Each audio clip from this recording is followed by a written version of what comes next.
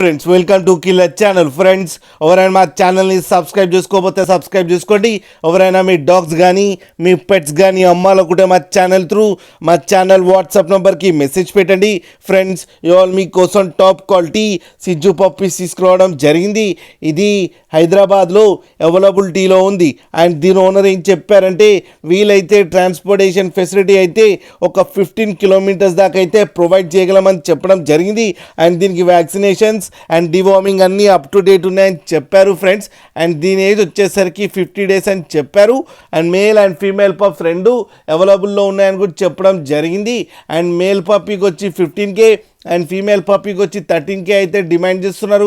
And రేట్లో స్లైట్గా negotiable ఉందని కూడా చెప్పడం జరిగింది.